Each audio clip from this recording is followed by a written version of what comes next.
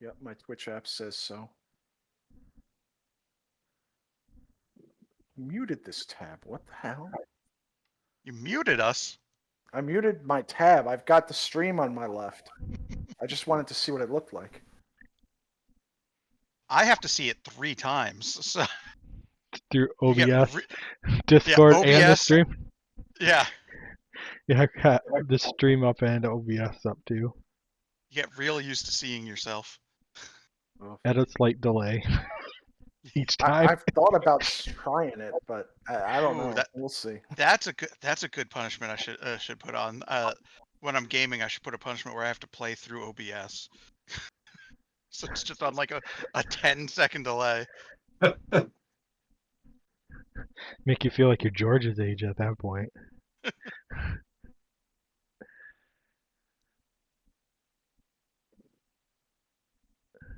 Anyone? We got some Bob, people showing up. are you going to keep tabs on the Twitch chat if anyone has questions? Yeah, I got it up too. I can see. Some yeah, chat I got as up well. to. No one's chatting yet, but it does show some people are showing up.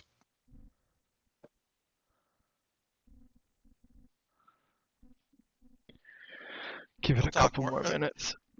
That's why I always go live 5 minutes early. Let people trickle in, and if they have to get through ads. It's also good for a blooper reel for the YouTube VOD. Yes.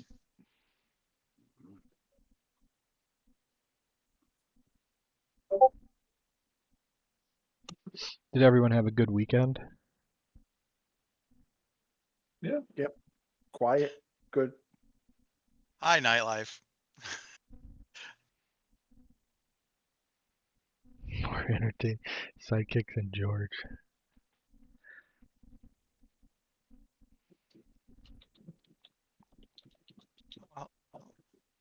I'll chat react. Yeah.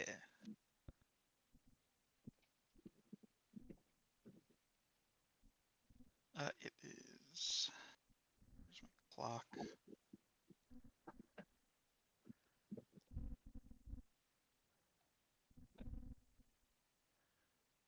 About 30 seconds, and then we can officially kick it off, I think.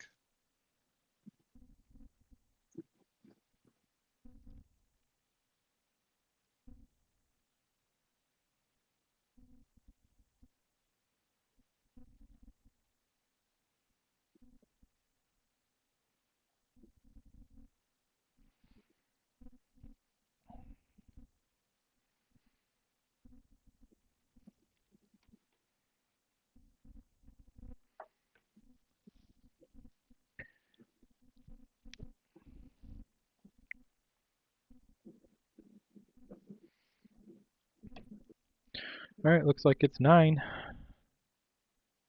Lead us off, good sir. Alright, welcome everyone. We're here with a Ruthless roundtable to discuss the worlds that just happened and other things raw deal. Just have a conversation. Feel free to send in any conversations or questions you have in chat, and we'll see if we can get to them. We've got Bobino, Hog, Brian, Mighty BP, George the Duck, Hey guys, and hey. and myself, Joe or Votiga, whatever you want to go with. So let's start it off with talking about Worlds and Oder bringing home the championship after so many second place finishes he's had. He was second last year, correct? He was, yeah. Lost to Okay. Jagger in a. He did okay in the match. It was at like 8 o'clock in the morning, so it was hard to see. But it's like they announced Worlds, and it happened like that day, like the finals. In the BWO era, Oder had finished second 3 different times, and he had never won a tournament until this year. It was well deserved for him to win. He's consistently one of the better players that shows up to events. And a nice guy too, like super helpful and chatty too when you talk to him about stuff.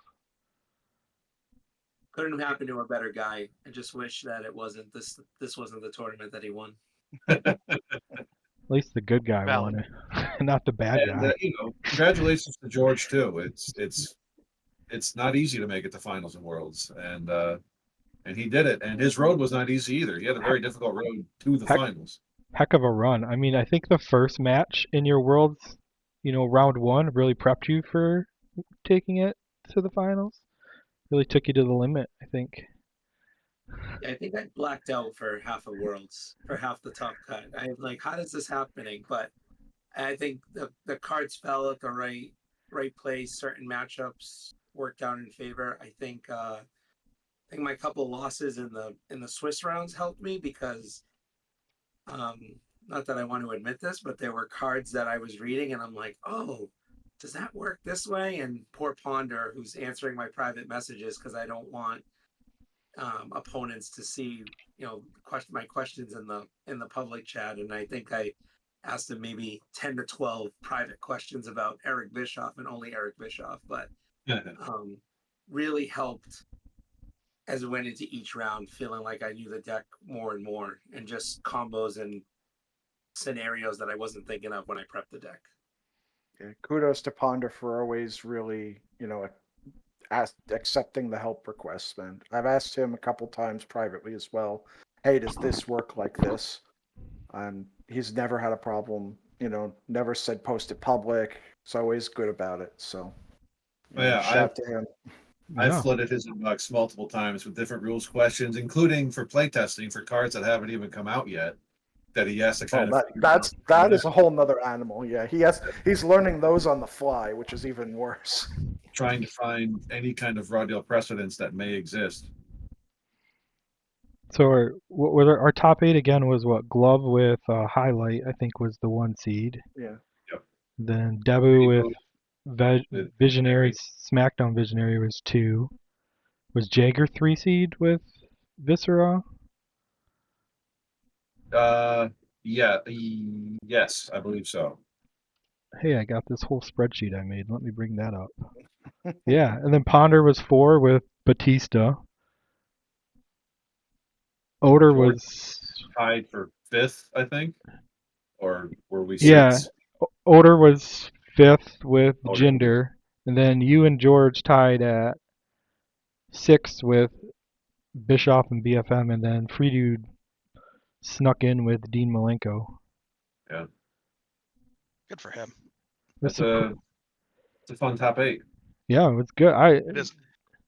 The surprising result of that first round was Bischoff taking down Viscera, to be honest. Yeah, when I was receiving deck lists and I saw that, last year's defending world champion had picked Viscera, I went, "Oh, that's ugly. He's got to have something. Gonna have something that's gonna mess people up," and he did, but obviously it wasn't enough to beat Bischoff that round. I think. Can I share a couple? Yeah, please. Couple things on that. Please do. So my last mid-match card was between Old School Brawl and Fortitude Surge, and was leading up until the submission, Old School Brawl, and right before I submitted to BP was Surge, and I think that ended up being a big factor. It wasn't until the Swiss rounds, and this is the stuff when I was asking Ponder questions, I didn't realize the Bischoff's run-ins couldn't be plunged. I think, Evan, I even asked you privately at first too, and then I went to Ponder for confirmation and was already planning a potential matchup if it happened. And then even leading up to the matchup, I know there was a slight change in ruling for Fortitude Surge that I could pop it to before he can remove it when I don't care about the heat. I said to myself, the only way I'm winning this game is if he doesn't know that my king can't be plunged. If my king can't be plunged, and then sure enough, after the game, I asked him and he said, I didn't realize king couldn't be plunged. So a little bit of luck there, a little bit of just having the right card, right matchup. And the only credit I'll take for that is keeping Surge instead of Old School Brawl. That's the only credit I could take on that one. And Yeah, it's those kind of raise. Oh, go ahead, Evan. I was gonna say I also played against Viscera, and it wasn't a good match for me.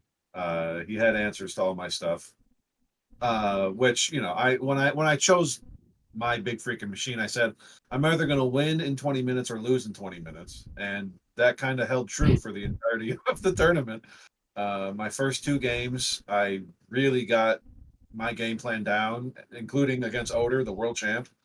Um, I got pretty lucky that game because he played he played I played a trademark finisher. He played false finish to it, and then I reversed his next move with I changed the questions, and then I played another trademark finisher, and he tried to play when you thought you had all the answers, but I changed the questions prevents that.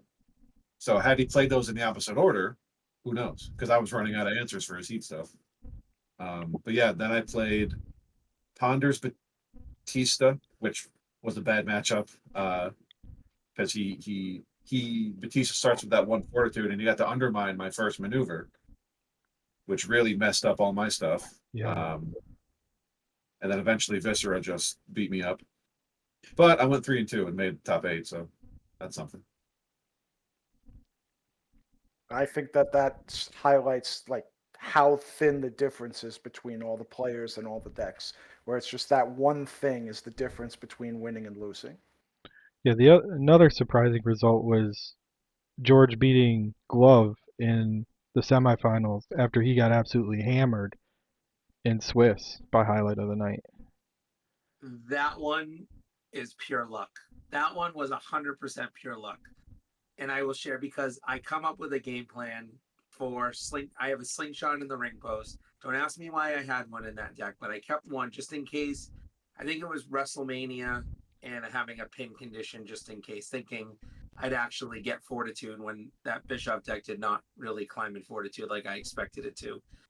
But he had Don't Be That Guy, and I know he had Don't Be That Guy, but I didn't think of blanking Slingshot. So him cycling as many cards as he did between Trash Talking Interview and the Undisputed Belts, is that the one that lets him cycle cards? Mm-hmm. He did not get a shoot lockup in the top cut game, and he did in the Swiss round game, and that was the difference maker because one thing I didn't do was plan appropriately about the karate kick getting reversed. I think that I should have done a little bit of better job having a contingency plan, and I didn't because I was like, oh, nothing reverses it, but there are things that reverse it. Yeah. Yeah, and then obviously the Oder took down Debu, which I was a little bit surprised because it seems like Debu usually has Oder's number in these events. But Yeah, I mean they're both excellent players. I mean, I've Debu's been around longer than Oderschrank has, so I've played against Debu. I think he's kicked me out of more tournaments than anyone else. I think he's eliminated me from more top cuts. It's either him or Davey that have eliminated me, but I'm pretty sure it's Debu. I've always said he's one of the best players in this game for the Yeah. last 5 years 100%. or so, in the Octagon era at the very least. and then I think most people watched the finals between George and Oder. It seems like I unfortunately I couldn't watch it. I was up at the lake, but seemed like it was a really back and forth tight game. Yeah, I would agree with that. I think Jinder hindered a lot of what George was trying to do with Eric Bischoff in that grind it out, inevitability type thing. But it was closer than I thought it would be. I've That was never seen a deck counter as many things as that finals matchup and thought, oh my goodness, he stops every single thing my Bischoff deck does. And I will say the surprise, maybe people knew this, but I did not know because I had not seen it in any previous matchups. When I saw Witty get dropped, I'm like, this is a problem. And I did not expect the game to be as close. And I don't want to say this for certain, but I wonder if he didn't have Mania, if Bischoff might have been able to pull it off. I think he may have had a chance if it wasn't for Mania. Great pack, obviously, no complaints on him whatsoever. But there was a little bit of the one mistake I did was I kept cycling a manager, and I had it a couple times. Manager interferes, and when he started throwing the atomic body locks and not having the 20 fortitude to for the pin condition to trigger on Schoolboy, because I had 2 of them. That was my mistake, because I would have managered, and then outside interference would have put me at 20, and I think that would have stalled the atomic body lock or him taking the chance at the pin condition. But I think that would have stalled that, which was the game change, which was the turning point of that game, I should say. Had Yeah. you won Worlds off of the pin condition of Schoolboy, it would have been the greatest victory in Raw Unit. It would have been perfect. I messaged that to Evan during the game. I'm like, The- I swear to God, if he wins with Schoolboy, I will never give him any trouble ever again. The guy who bitched so much about Chase U and Schoolboy takes Worlds with the card. He's the only one to pack it, I think, too. That's the only way to prove that it's wrong. You got George won with it. It's got to be broken. I mean, we can segue into cards that were packed and not packed, and if you want, because It I does know- lead into a question from chat. Nightlife was asking specifically to Brian, since you weren't in it and you were the keeper of the list, if there was, when you were getting the list, was there a deck, Brian, was there any other superstars or anything a deck was packing that surprised you when reviewing the lists? Yeah, that's Yes. The short answer is yes. I was pleasantly surprised to see Lacey Evans. I think she's better than people think. I was rooting for Lacey, also for Bischoff. I think that there were a couple people, and I'll leave their names and superstars off, that I kind of scratched my head and went, I don't know what you're thinking, but maybe that'll work out for you. But You can say my name, it's fine. you can say mine too. It's okay. Oh, stop. But George, actually, we went through, I think, 3 different legality checks. Yeah, 3. Because the first one had something to do with Crown Jewel and the count of backlash cards. And the second one, and this is how you get these little surprises. He was running the Dudley Enforcer, which says can't be packed by a GM. But the NWO one says can't be played by a GM or revealed by a GM or something like that. So you expect them to be the same, but they're different. It's like, oh, okay. I missed that the first time. Were there any other real surprises? Well, I mean, I think just what you just said, I think shows how sharp Ryan is at analyzing these cards. I've never noticed that. I wouldn't have noticed that. I would I'm have just literally looking it up now because I didn't. I'm like, oh, that's not right. They said the same thing. But I mean, I also said I'm very happy that Brian was the deck checker. Not only because he's very smart, but that also means he's not in the tournament. Yeah. I do think I thought it was really cool, Bob's matchup reveals and the superstar reveal show we had. Thanks. I think that was awesome. I watched it a few times because I really liked it. It's And just that was well fun. done, The yeah. music was a great touch on it. and Tony Chimmel. Yeah. That's- Yeah, that was Shout out great. to Tony Schimmel for recording an intro for us. So Nothing made me laugh harder on that than hearing Seth Rollins' music 4 times. I think that just made it so epic. Our first diversity problem in at least the virtual era. and it went Oh. hard too. It was like not just one diversity. It was It's quite three- the diversity. 3 of the remake So and 1 of let's the talk original. about that. We had 3 Visionary. Visionary obviously was one of the larger talking points in the Discord over the Mhm. last couple of months since he's been released. And we had 3 of them in Worlds. And when Crasher lost his first game, or maybe he took a count out or whatever it was. He lost. No, Crasher lost. Anthony took a count out and Debu won. Yeah, I said it was. I think Crasher's eliminated. Yeah, Crasher was. One. Pretty Crasher much, was yeah. eliminated round 1 pretty much. Pretty much. I mean, there was an avenue, but it was with 3 Then people. that he was truly eliminated when he got the bye round 2. No, the buy is actually good for you because that's the top strength. It's his strength is 0, I thought, on the bye. No, you get a first place strength, whatever the No, top guy is. The software doesn't do it right. Oh, Software, it is a 0, and it's because Yeah. the floor rules say it's for tiebreakers on diversity. It doesn't say it's tiebreaker for matchups. Yeah, okay. Because so after we had this discussion, after round 1, we had the discussion, and I'm like, I need to figure this out. And I sat there. The software, you can't like just experiment and do stuff. Every time you do something, you have to rebuild the whole thing. So I waited till Worlds was over because if I didn't want to have to rebuild everything from scratch. And after after Worlds was over and I didn't need the software anymore, I ran a bunch of simulations, and it does treat a buy in the software as 0 strength of schedule. But if you're tied with someone that has diversity, you win diversity over them. Well, that's kind I of. mean, ultimately, it didn't matter But because I okay. think Yeah. Crash It lost didn't. games. It Yeah. didn't. He did not have a good tournament, which was unfortunate. But somebody's got to lose these matches too. Yeah. So for everyone Or- in Worlds, was there any surprising? What were your thoughts on the deck choices? Anything jump out to you that was like, uh-oh, or Let me look Well, it up. A lot less win conditions than I expected. Though one of the whole reasons I picked Bret Hart is I didn't want to lose to you lose the game text or your opponent wins the game text. So I'm like, I don't have to worry about it. I can just beat people. I can pack my own win the game card. Doesn't matter. I didn't want to have to deal with WrestleMania and continuing games. So Bret Hart, right up my alley. Made a precision shell to go with it, and then it came up in one game because technically Hoover would have beat me with the women's right win condition because he had 19 under the card when he hit me with it, but I also would have died from the he was dominating that game anyway. But all the other games I watched, there weren't that many you win the game tech, so I completely read that meta wrong at least.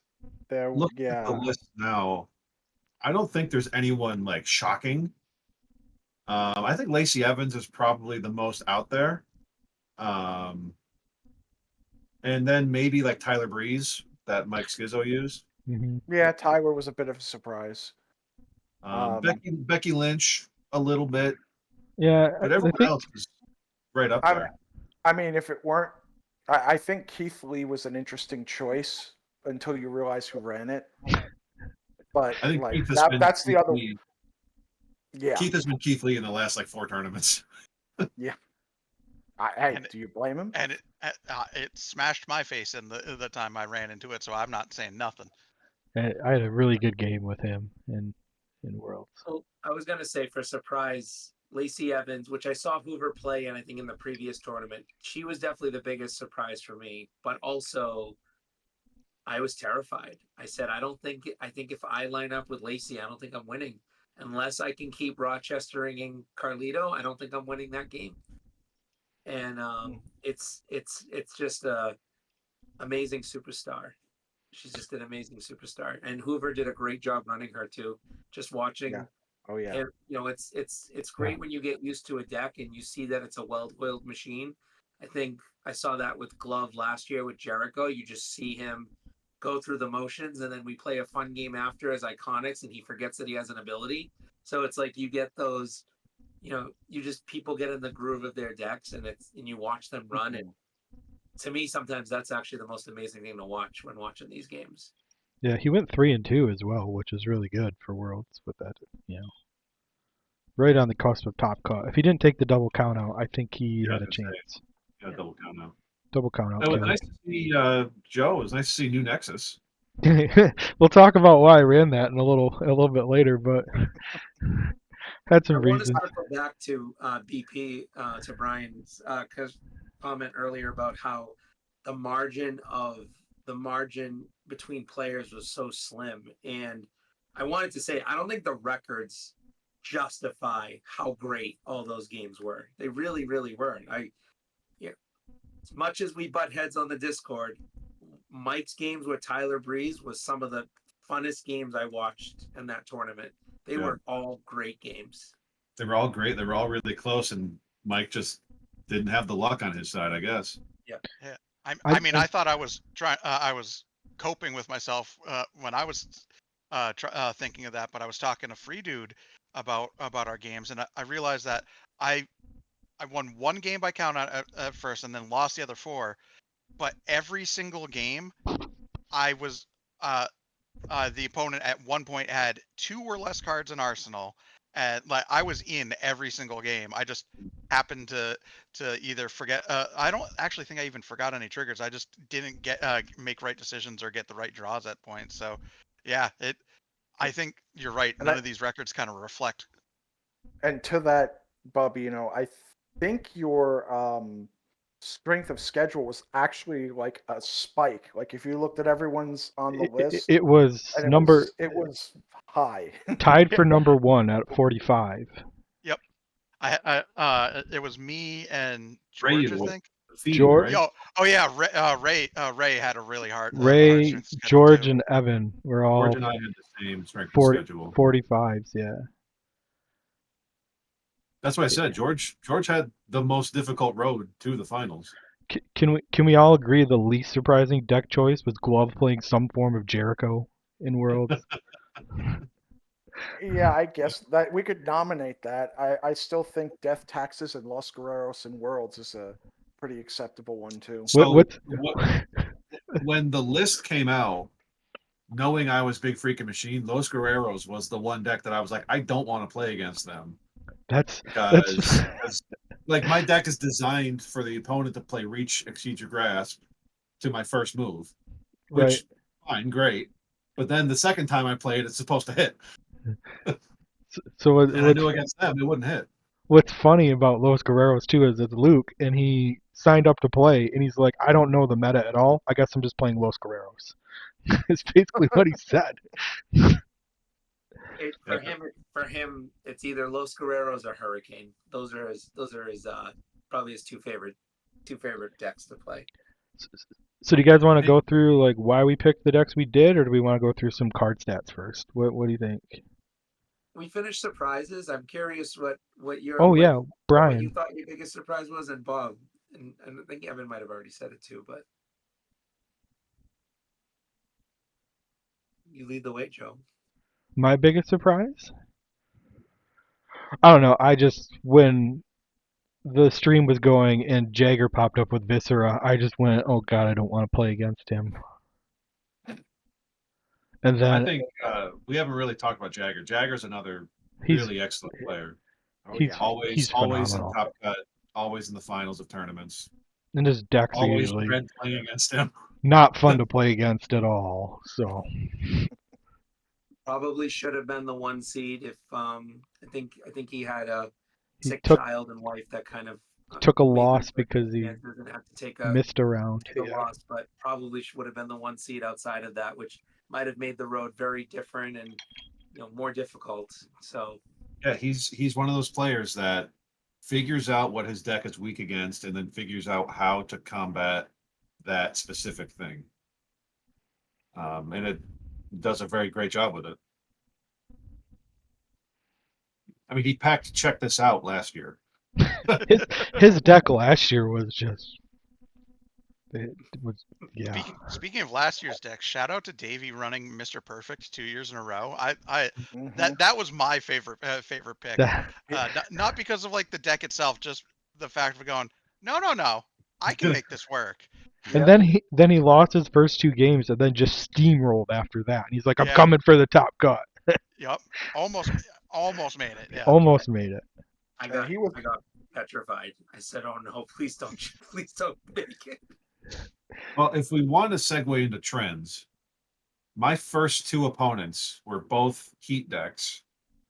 My round 1 was Sheelan with Heat, Crown Jewel People's Team. And then round 2 was against Odor's Jinder Mahal. And I kind of steamrolled both of them, which, Heat and Visionary have been the 2 biggest lightning rods in the Discord, I think. Heat, Visionary, and Chase U at one point was the big. And after reviewing Brian's kind of deck breakdown, there were only 2 legitimate Crown Jewel Heat decks in this tournament, which was a little surprising to me. I was expecting more. Various Yeah, I people packed Crown Jewel just for the extra pre-match space. But there was only 2. Those 2 decks were the only Crown Jewel Heat decks in the whole tournament, which surprised me. Yeah, that I was a little surprised by that too. I mean, it speaks to the 2 of my power. backup. Sorry. I would say it speaks to the cool how Crown Jewel I think is a good card. Is you can pack it for the heat or you can pack it for the space and just build stuff off of it. I really like that from I Crown pack Jewel. Crown Jewel mostly in like strong style volley decks, just so I can have all together now Right? with Yeah. the Crown Jewel text. Yeah, you can pack it to beef up altogether now. Pack it for extra backlash space. Pack it for the power of heat. It's got a lot of uses for it. I wonder if the potential meta for countering heat factored into people's decision playing heat, because I definitely saw some when hell freezes over. I know me personally, I pack rules were meant to be broken specifically for backfire. There was Veer at least Mahan, I think that's the only deck I've ever used Veer Mahan in. I know it's a new card, but there was Four there was copies of one, Hell Freezes Over total. there's one chained heat Yep, one Shout out to chain that heat. person. in the whole tournament. Yeah. I appreciate the chain Some team people, pack. some people did prepare for heat. They're like, okay, this is coming. We know this is coming. I My expect. backup picks were Jinder Heat and Elias Heat, and I ended up not going with those because I was worried about wind conditions over. And I figured I'm like, a bunch of people will be Heat. I don't want to get in there with there. And I read everything completely wrong this year. I mean, I'll jump in with you on that. I know only one person did it and he barely played enough, but I expected Dallas to run wild this tournament. I expect with all the backstage cards that pull 10 out of your deck, I expected it. And I built my deck with Rochester as opposed to Dallas so I could cycle back the reversals because I only put 29 reversals in the deck because I pulled a karate kick out when the game starts. So So I thought Dallas was going to run wild, and I think not only was it just Jagger's deck, but I think he only pulled it out in one game. yeah, against me. Against Evan, I remember that game. I was like, oh no. One of the reasons why my deck against Viscera or my game against Viscera was so bad is because I had to remove 22 cards for Dallas because Oh. I took the 10 cards out for dynamic and then I just had to I guess So we're gonna play with a small arsenal this game. we ended up having I really six. thought we were going to see more of it. I thought there We, more. I thought there was going to be more Dallas than what showed up. it was about 25% of the decks that ran one of the three backstages that pulled cards out of your arsenal before the pre-match phase. 6 out of 24 in total between pinpoint precision, great technical prowess, and dynamically inclined. So obviously that would be more detrimental. But even so, how many people are packing less than 30 reversals in their deck? So Especially that's why I really thought it was still going to happen. especially in worlds where Yeah. you're kind of game planning for different things. So you pack more reversals than you probably normally would. With BFM, though, I'm really surprised you needed to remove so much because specifics didn't count. Yeah, but I packed a ton of I packed next to zero actions. Yeah, because who needs blue And cards? I didn't pack many maneuvers outside of the 10 dynamics. I had 10 dynamics and then basically Kane trademark finishers. Yeah. So I just had way more reversals than I guess I should have for that game. By But default, if pretty much. I figured if I played him again, I just wouldn't reveal inclined.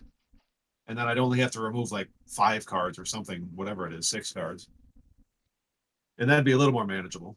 But whatever. So let's So talk about. Oh, go ahead, One- Evan. Sorry. I was gonna say Bob mentioned his backup picks. Do we want to mention Yeah. our Yeah, runner-up picks? I was gonna say let's start with Brian. If you were gonna play Brian, who were you gonna take? What were your thoughts? I did think about playing. I have narrowed it to 3. Number 3 for me was Visionary. Funny enough, just in play testing, the SmackDown Visionary clicked with me. It was my kind of play style. I ended up eliminating that because I wasn't familiar. I didn't have practice with it, and I put a big plus on familiarity. Like I need to know my deck inside and out if I'm taking it to something that serious.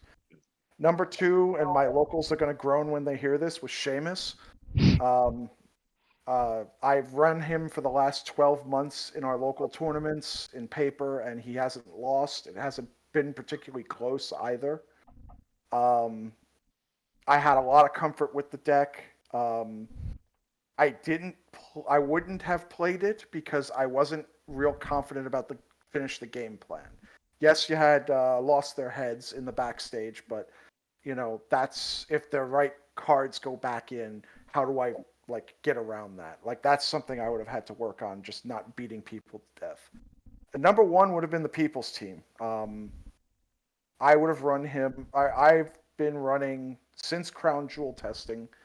I've been running people's team full altogether now. Crown Jewel, with their pre-match, which is useful because it gives you a penalty for reversing my stuff. But it has been solid. I think I struggled against critical injury once, and Evan's smiling. He knows. That's a corner case. Yeah, but otherwise, it's been pretty good. The heat package is strong. The heat package emphasizes getting your first one or two maneuvers on the board, and then after that, it's just getting that third one, and you're off to the races. Yeah. So When we were those were testing, those. Go ahead.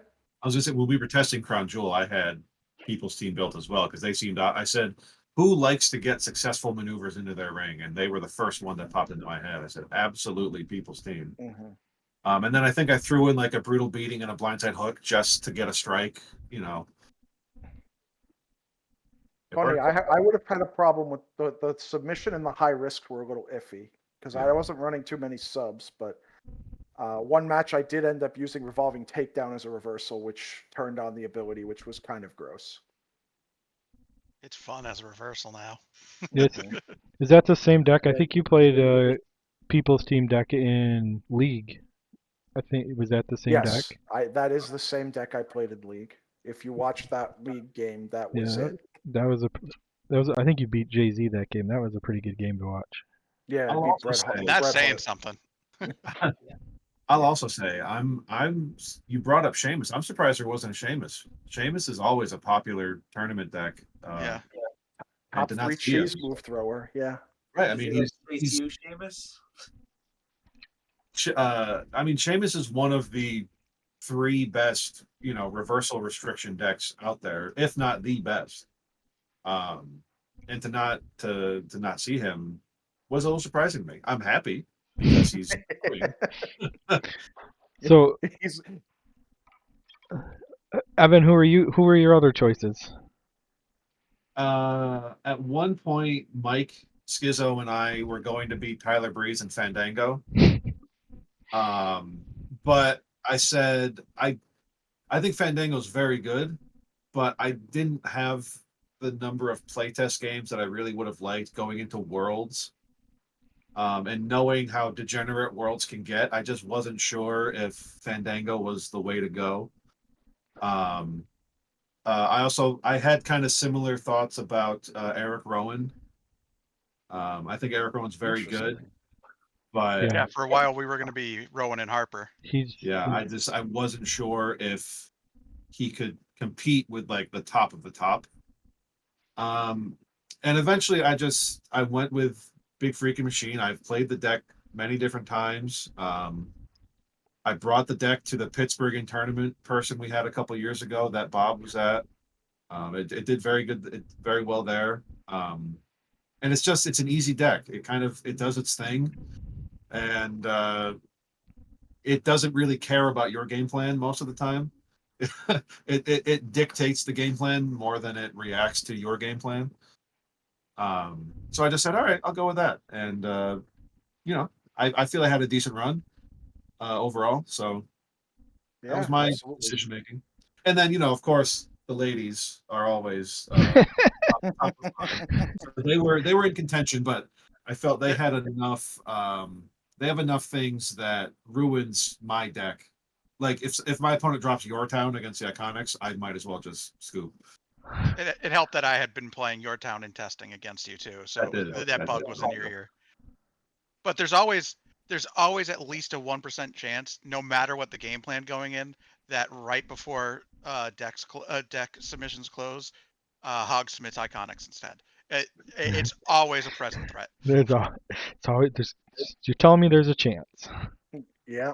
I think those were probably my top choices. George, I know some of yours, but what about yours? My only other choice was one, and I was deciding if what I wanted to stop more. And thankfully, real life news morally made me go with Bischoff, and that was Vince McMahon. Yeah, Vince we talked McMahon was. about that. I said, what do I hate more, shoot lockups or Hell in a Cell? And actually, quite honestly, sure enough, Oder, who played a Vince McMahon, just watching him do this manipulative thing with Chicago Street Fight and the lead pipe and them damn Dudleys, I said, that's it. No steps. I don't care about shoot lock up. No steps.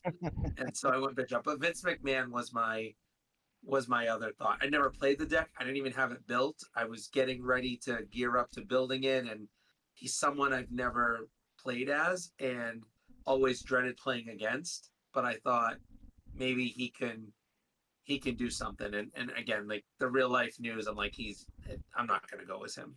Yeah, For I what it's remember. worth, I like did think obviously, that would be the heelest move of all time if I did, but I didn't. for what it's worth, obviously you finished second, but even just looking at what ended up being picked, I also think Bischoff was just the right choice overall. I don't think Vince would have been nearly as good a matchup against a lot of the choices that were out there. So I think that ended up being the right choice, even despite the real life reasons. I know if I had played George, I would have much rather have seen Vince McMahon than Eric Bischoff, if for my deck, personally. Yeah, but you don't. Oh, sorry. Good. You don't care about being lower fortitude, though. You actually want the opposite. You just want to be far ahead in fortitude. A perfect game for my deck is I win on the fourth turn or the third turn of the game. I get May 19th out, and then I hit the lariat second turn, and then I backslide you to win. I remember George calling me and being like, "I can't play Vince McMahon now, can I?" I was like, "Nope, you can't." I will also say, leading to the Bischoff stuff, every year in the virtual era, someone has, oh no, the last 2 years, once we started going to Octagon, someone has always made the cut with Hell in a Cell to the semifinals. So it's kind of like another one of those things. There's going to be at least one Cell deck, if not more. This year there were two.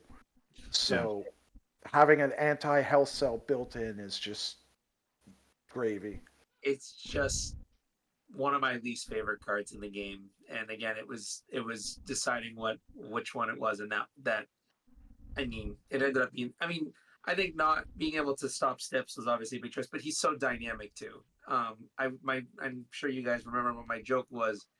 You know, we have 4 visionaries in the tournament because I can just be visionary if I want to, Right, yeah. which I think was great.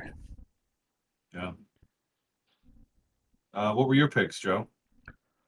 So what's funny is I had messaged Evan one time and was like, "What's a good discard deck?" And he's like, "New Nexus," because I was getting real tired of playing against people with like 17, 15 cards in hand and just drawing a ton. And I was like, "Okay, I'll build them."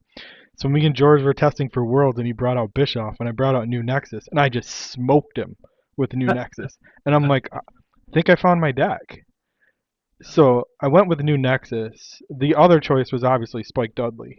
I was like, Which you made with top cut last year with, I think, with right? yeah, and with I think with strong style and the ability to throw those high risks as counters with all of his arsenal reversal power, I was like, and the guaranteed fort, I was like, this could be better, but I just I was expecting more drawing and killing hands to be a little bit more powerful, but running into guys that just play their stuff from ringside was like, well, I guess they don't care if I make them discard everything.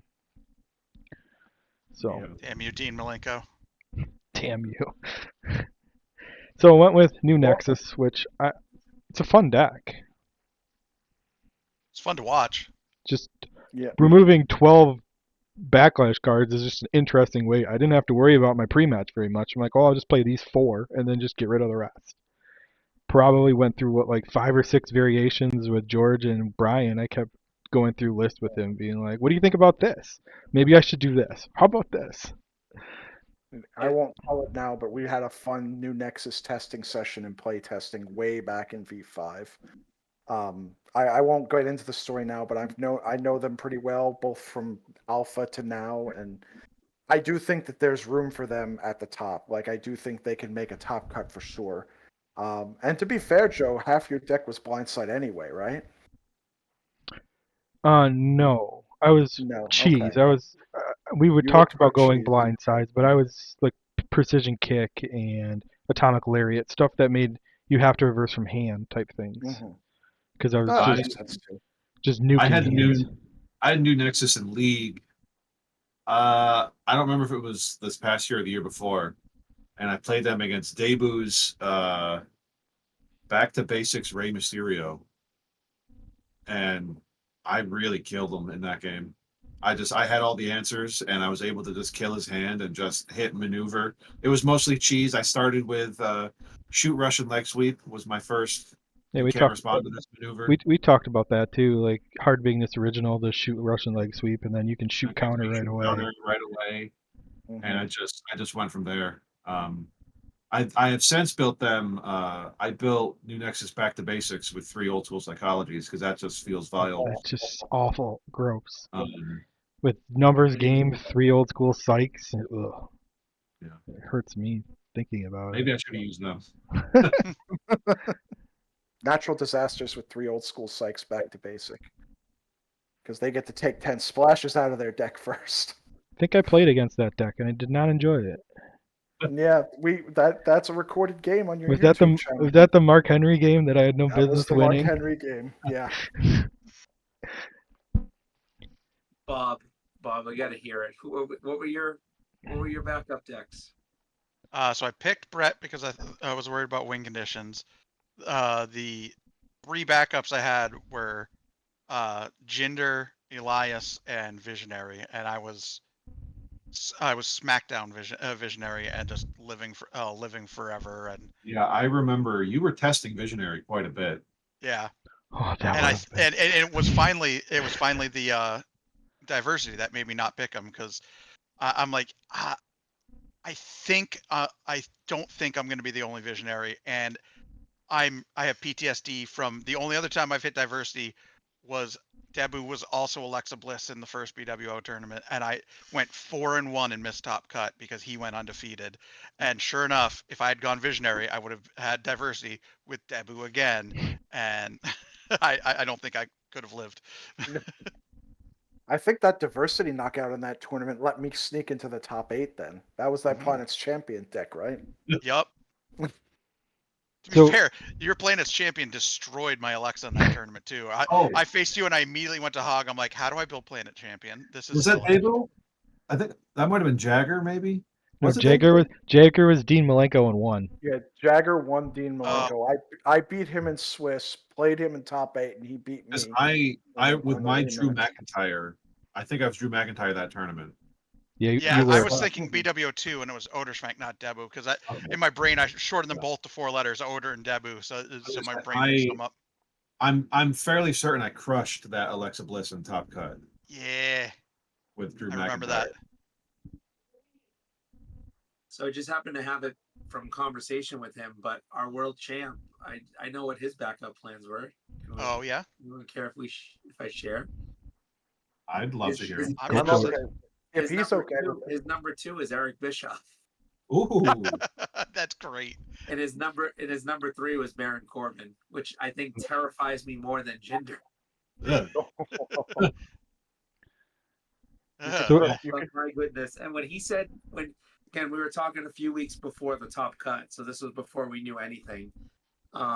He told me his second choice was Eric. I said, "Oh my goodness!" So he probably knows how to counter every single thing my deck does. And sure enough, just we get to the finals, and that's exactly what happened.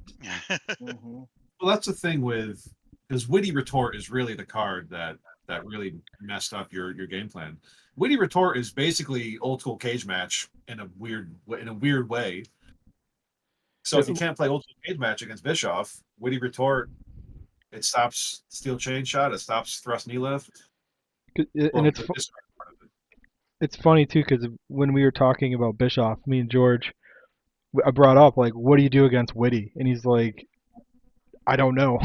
I just Right. don't switch enforcers very much, I guess. Nothing Or you can exact really attack do. ability. Yeah, right. There's only so much you can plan for, and you gotta hope my blanket me. my thoughts going in were that's going to be a card 13, 14 index, and I just have to hope that the chances are slim. And the same chances of.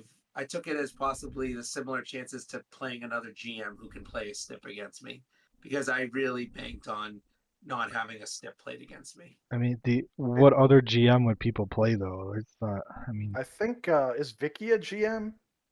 No, no. technically no.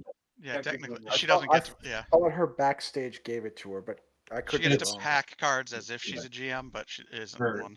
Yeah, her backstage is Vicky's GM promotion, but she's not actually a GM. this didn't influence the decision by any means, but I know Sheriff Austin was one of Glove's considerations. Right. Ooh, yeah. That's a tight deck, yeah. I And- could have seen someone as Paul Heyman, but I think the top Paul Heyman build uses the new backstage instead of the stipulations. Mhm. Yeah. And that leaves what, Stephanie and Teddy, and maybe a couple others. Yeah. Maybe the McDynasty, but I don't think they're a cage deck. So you genius has a question in chat. He said, "What would each of your best recommendations be for someone thinking about playing in Worlds for the first time next year?" So Learn the cards.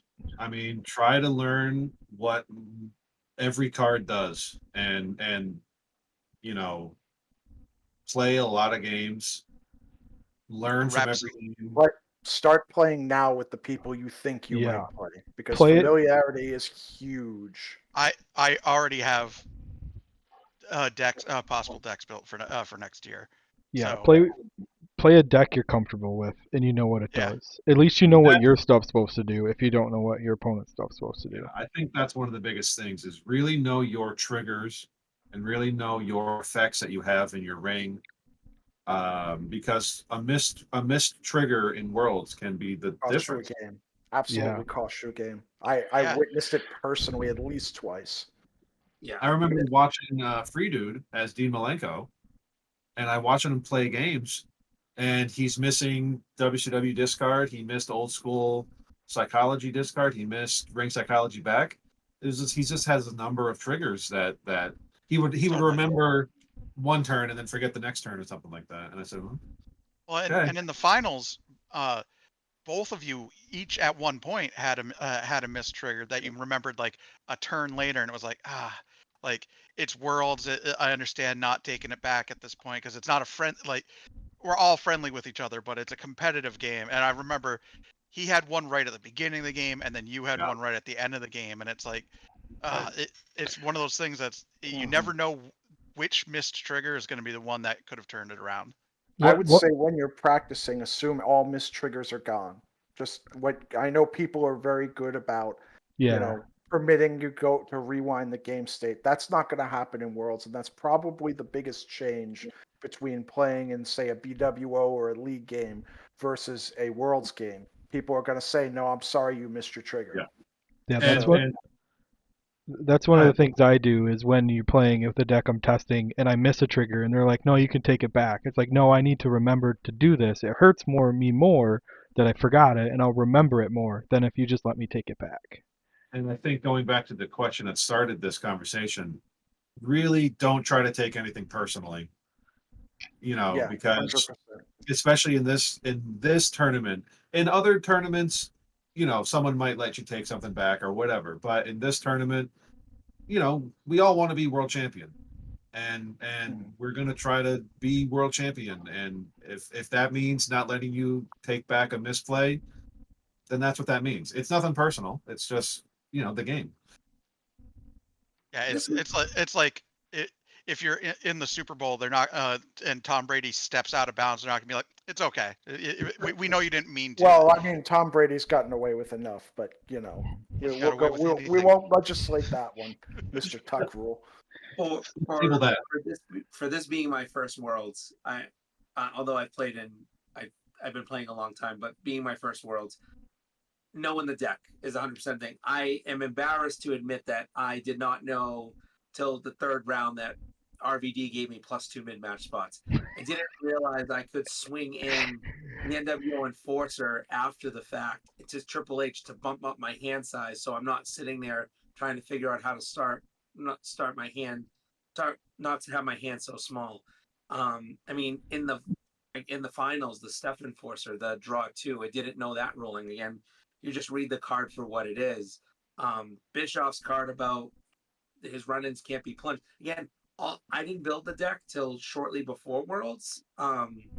And all these miscues that I didn't know. So again, I truly think the road I got lucky to a certain point on where I ended up. And of course, a lot of the deck was cards from playing in Classic, but knowing those before and getting it mastered down is what's gonna get you there.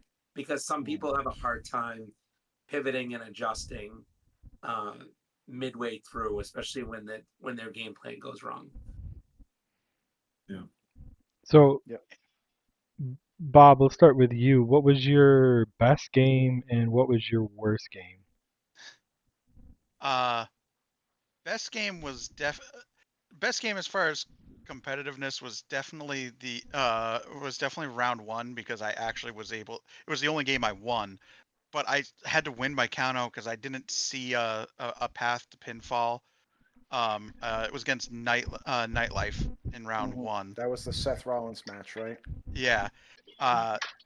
He still tells me that he thinks I could have won by pin. Luckily, with the rest of my record, it didn't end up mattering, the 1 point. But all of I don't really think I had a bad game. Every single one of my games was kind of knockdown drag out. Really, the worst loss I had was afterwards. Me and Ray played a game because he was excited to play me with his Fiend deck, and I thought it was going to be a complete trounce on his side because I didn't think he remembered he couldn't play the Firefly Funhouse against me, and he couldn't win with the backstage. But I forgot that I would have to be overturning to play all the cards that he also packed in his deck, like the precision mid match that I spam the crap out of to kill people's hands. So all of my games were really good. I just couldn't pull it out, and Ray gave me the worst beating of all, and it was after the fact. How about you, Evan? Well, my worst game was definitely against Viscera. I just It's just a bad start for you with the funny, Dallas. like all the games I won kind of followed the same script. I get up big, I hit trademark finishers, and I smash face. And then the 3 games I lost kind of followed a similar script of I don't get my start, and then I have to try to fight my way back in, and I eventually just lose because the deck is built to go one way. So my all 3 of my wins were pretty similar, just hammer smash face, and then my 3 losses were just I don't get anything started. George?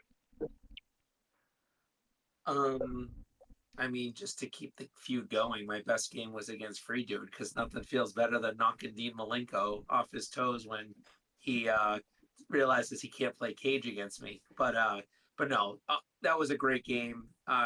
Quite honestly, was down to the wire. I was down to 7 cards left to his 0, and had to use the Cane Enforcer to pin him. So that truly was a great game. And quite honestly, probably because of a miscue on his part, he never put Old School Psych out.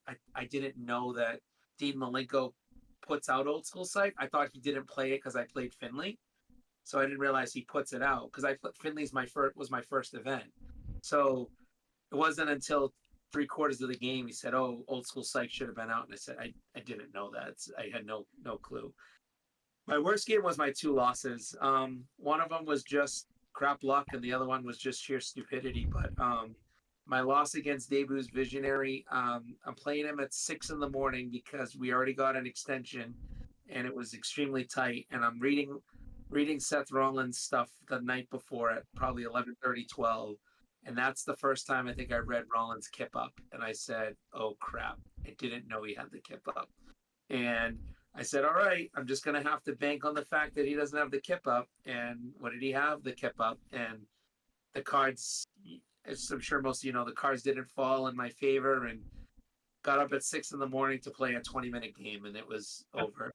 The game against Highlight still ended up, against Gloves Highlight, ended up being somewhat of a game, surprisingly, considering I messed up so bad. But especially getting hit by shoot counter by Joe on the first turn with the against New Nexus playtesting, I knew about shoot counter with the karate kick, but I sat there so hyper focused on superior acrobatics that I forgot about shoot counter, and it was just a bonehead move, and I was so mad at myself about it. So that was the one I was kicking myself more. But the game against Debu's Visionary was more of a one of my was my worst game of the tournament. Joe? So I think I started out 0-2, and that kept my slide from league going, where I was 0-5 in league, and then 0-2 in world. So I was 0-7 in competitive games at that point. And then I played Mike, and it was a really back and forth game. And my 2 games I won with flurry of finishers into 2 finishers by killing their hand to 0 to be able to make it so they couldn't reverse from backlash or hand, and then just winning.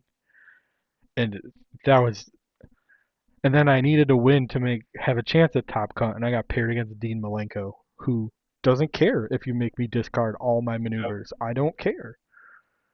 And I thought I got first turn, or I got off to a good start, and got him down to 1 card in hand, where he had already discarded one of his strike counter reversals. I was like, what's the chance he has the other one?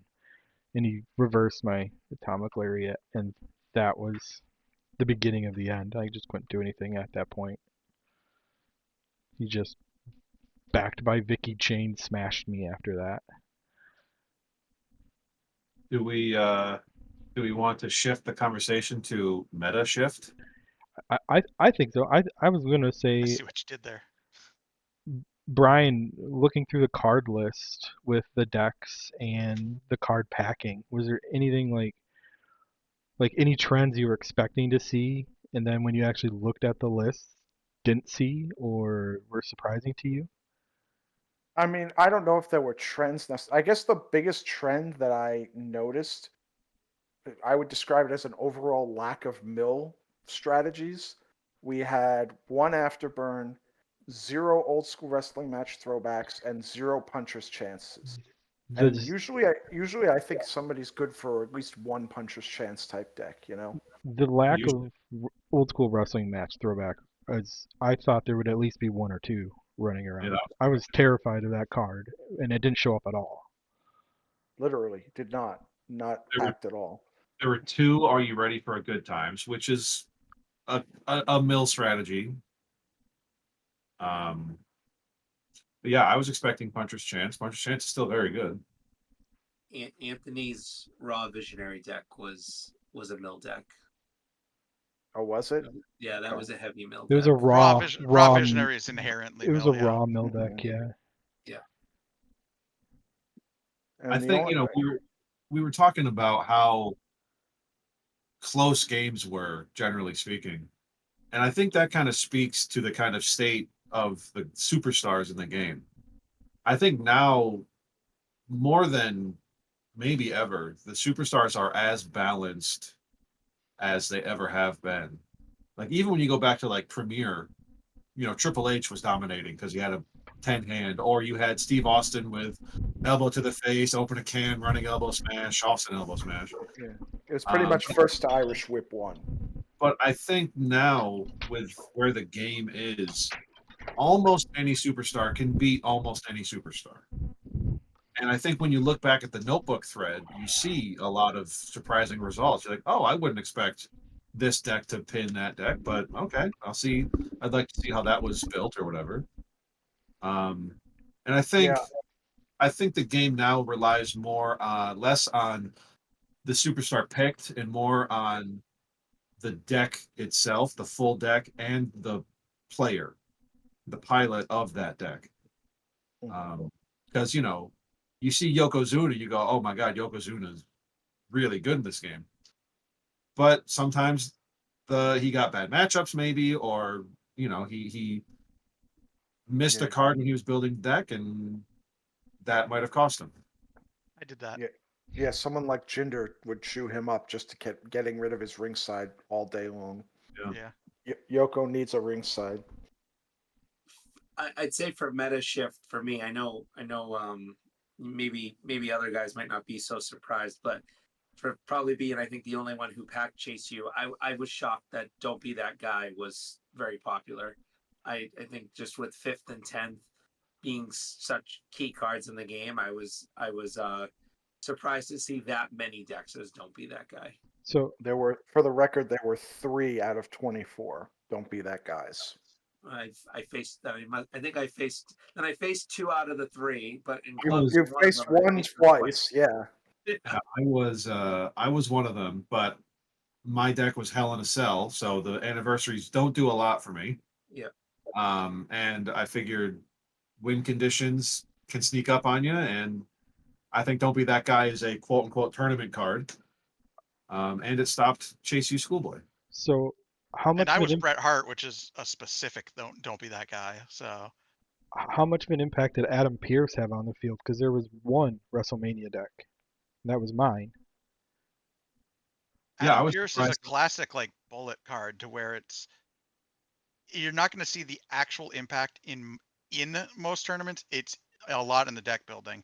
I'm Mhm. willing to bet there were at least a couple people that didn't do some of those crazy WrestleMania combos you used to see, where you plan on WrestleMania getting popped or have a strong plan for when it pops to be able to abuse them not having a hand after. Because if you base your whole thing about that and Adam Pearce exists, then suddenly you're SOL.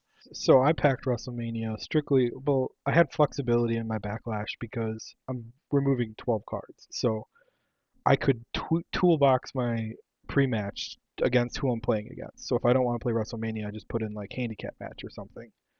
But my goal is to kill your hand. So if you're already at 0 cards when I pop WrestleMania, Adam Pearce isn't going to do anything for you. So Right. I have Adam to Pearce, add by on the to way. Adam Pierce because I did. So Adam Pierce gave you a free slot. I had limited the way I built my backlash deck. I didn't have a lot of spots. I said okay, and it was a last minute add in, and I added Adam Pierce. Adam Pierce did not get added in for WrestleMania per se, but it got added in for the people that blow up their hand sizes. And I will say that in a game against Jagger, who had it happened twice actually, and he had 22 cards in hand, and when I threw that German as the people's champ enforcer and he couldn't douchebag it, it was, and then a shoot lockup afterwards, it ended up being the game. And there was another game too. I think it was against Oder until I just flat out decided I'm not going to throw moves. But his hand blowing up, I knew if I threw either one of those maneuvers, he wasn't going to be able to douchebag it because of that restriction, which I found that to actually be more beneficial in this tournament for the people that just blow up their hands or balloon their hands, not blow it up. I guess blow up would be nothing. Balloon it. We knew what you Looks meant. like, Yeah. looks like there were 6 Adam Pearces out of 24. 6 Adam Pearces. which is a decent amount packed for Yeah. 24 decks. That would be And I 25% exactly. was a little surprised to only see one WrestleMania. But I guess if you really that's kind of that's the effect, and I think it'll be interesting next year if we have this conversation. If we're talking about a WrestleMania Renaissance, aside from the people who have it on their specifics, are people going to look at last year's Worlds and go, well, 25% of the time, WrestleMania doesn't wipe out their hand. Do I care about that? well, it's like a couple years ago when Puncher's Chance came out. The tournaments after that, we saw Let's Wrestle already and all these burn stoppers. And now there was one Let's Wrestle already packed in Worlds total. Yep. So like Puncher's Chance that could have done very well. Well, how many Veers were there? Because that's another one. That's like the Let's Wrestle already, but better. While we're checking stats, Jay-Z wants to know how many old school cage matches we had. There were 4, I five- think, or there were 4 or 5 5. Veers. 5 Veers. There Five- were 5 old school cage matches. 5 old school and cage 2 Hell in matches. the Cells. So 7 ringside inhibitors. Yeah, and Right. I packed old school cage in my match against George first round. Of course, we play test the whole time and then get paired first round. Not having old school cage just Only three killed me thrust in knee that lifts. game. Only 3 what? Thrust knee lifts. Well, Were those yeah. in Bischoff? Yeah, they were all in George's deck because he's the only one that can basically guarantee they'll be useful. Pretty much. Except against gender.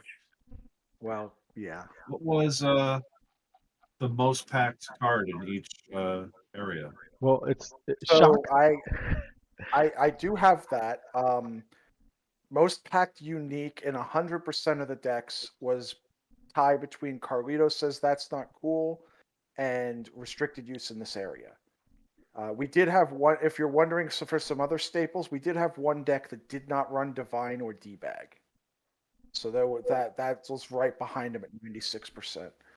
For the non-uniques, the highest percentage and the most total copies was Get the F Out.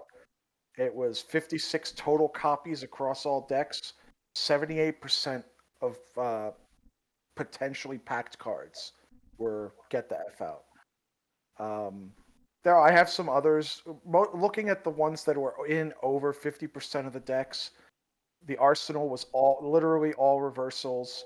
The Backlash was all reversals. And then the Backstage, it was autograph session, signature, 10th, vintage, 5th, and signing appearance all appeared in greater than 50% of decks. So I would say, and I'll put this in the Discord later, but I would say if anyone's looking to build like a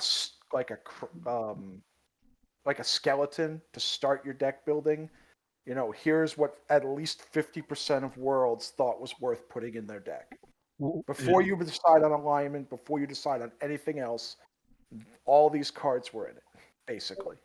Looking at the list of Arsenal cards, the most packed card primarily played as an action was Here Comes the Cavalry Mm-hmm. with only 10. Which is a little Well, surprising because to me that's a staple if you can pack it. I guess, but we again had 2 cells and 2 heat decks, so those 4 aren't going to touch it. Right. I think it's interesting that of all the maneuvers, the most packed non-cheese maneuver was technical dropkick at 7 copies. Other than that, it was like precision kick at like 18 copies, precision That was probably sweeper. all in I was one about to say, deck.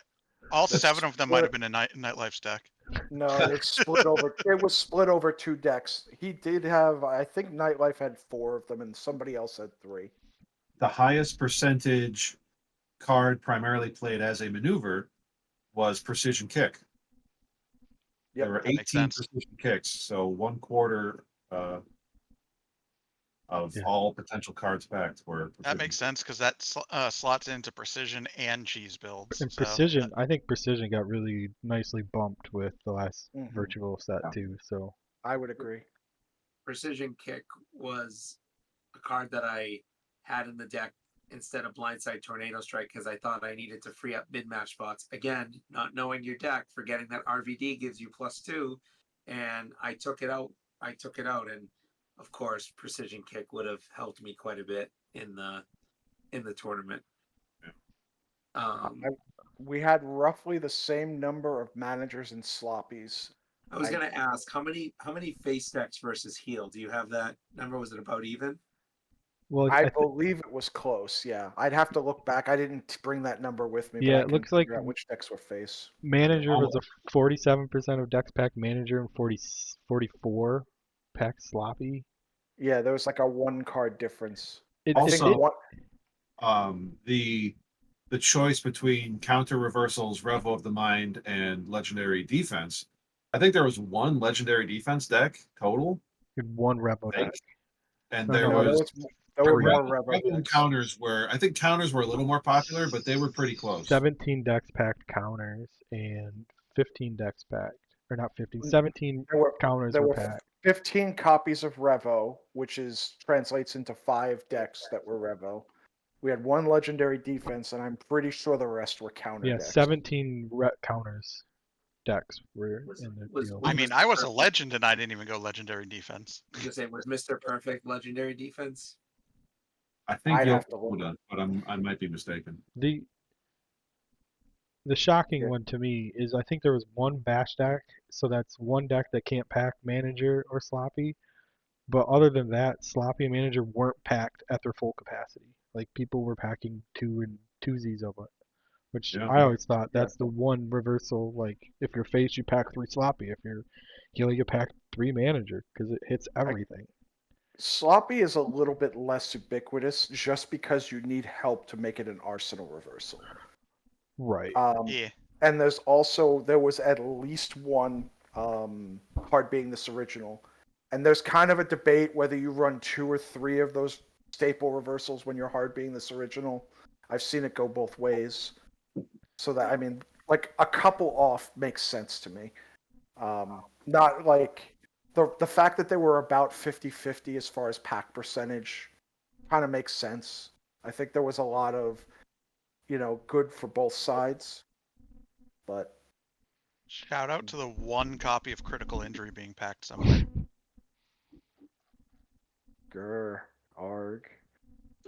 Do the 3 people here on the dev team want to discuss potential post-world changes to cards?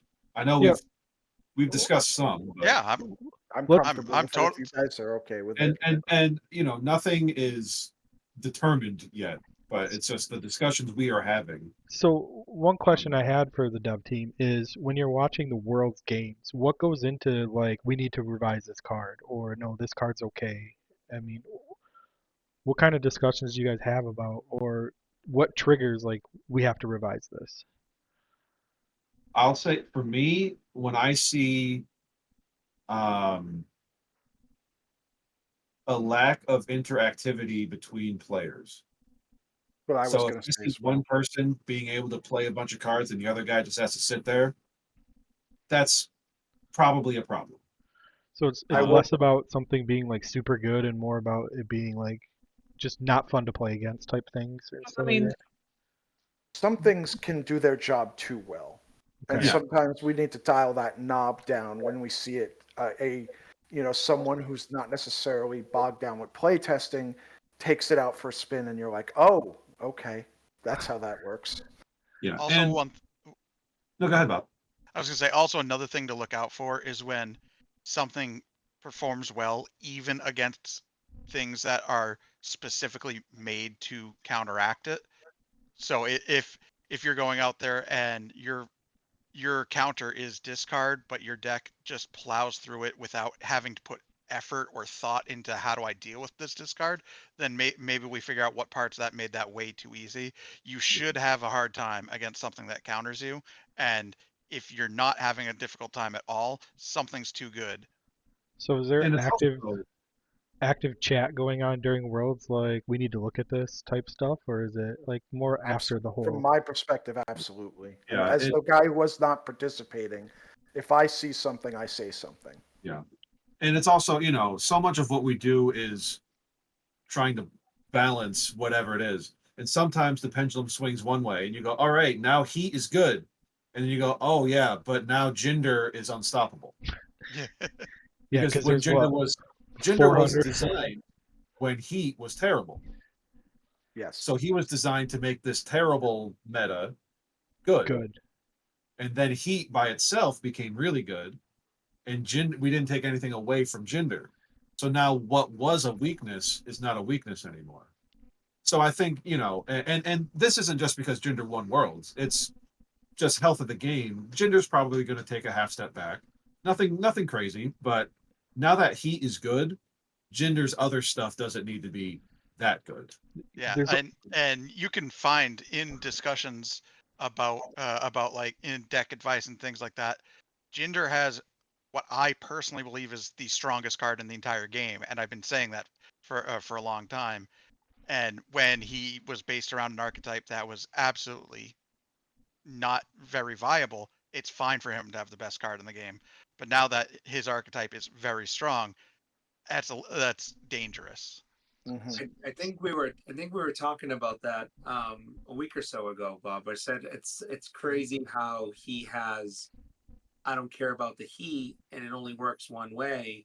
And you said, well, he's always had that. I said, well, yes, he's always had it, but he didn't always have it with Crown Jewel. Because now Yeah, it's like now Mhm. you have it with Yeah, something it's a else. Like it's a free exactly. pack. I Yeah. the other example, right? But I know something else we brought up just because it's been over a year now. Is Viscera is unfun to play against. Yeah, He's not going to win every game, but no matter if he wins or loses, no one's Yeah. going to have fun.